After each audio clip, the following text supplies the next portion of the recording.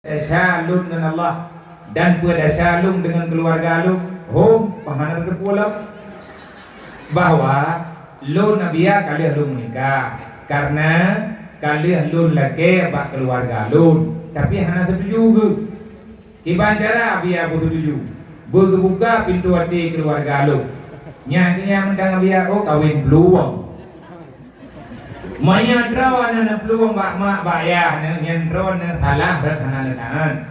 Maya na menikah dron tip syarat lagi hukum dalam agama dalam nikah dron tak. Maknanya maya na hakim betul hakim yang sah tapi maya na yang menikah hakim yang hana sah negara yang sah. Dia mana boleh? Nhà dia còn nhiều đi. Nào ương của menikah, thao của menikah, urang penikah, nhân cấn, urang yang thang penikah urang. Tahu yang thang penikah, yang pertama ya roy dirinya. Yang kedua, ayah keluarga raya, tekadi hanaya, contoh lagi urang hanawali, anak mir yang hanaya, anak mir yang lahir hanaya, ataupun di luar nikah. Nyen wali nikah kita hakim.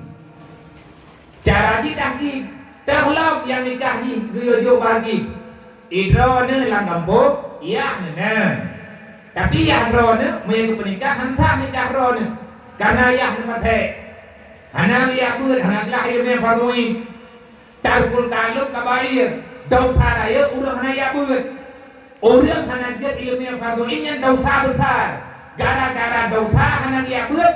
Lahir dasar itu berang ni Al-Jalur Rasul kabisa dasar buat halak dasar raya gara-gara anak ya buat berarti urang ya buat dosa raya adapun ya don hana germaya gebuka aurat ya mana idro yang ini neneng menikah sedangkan tinengin ya drone hanjit menikah drone nyen tiba cara bennya peluang ben yang menikah hanya itu boleh urang Neja badung imum nujo NA ataupun nepegah bayar nujo NA nepegah bak calolindo ro menikah di bakawa terus gede bakawa nepegah bak tunggu kawake tunggu pak nepenikah lung dia mah bakal penikah lung hoya ke kamu meninggal belau ada pinayah ni sampai nepegah kamu meninggal juga bakal selesai bemalaya ni Nah yang gedam hai manika hanjir ke penikah. Pertanyaan yang empat, nah urang ganyan kalir menikah.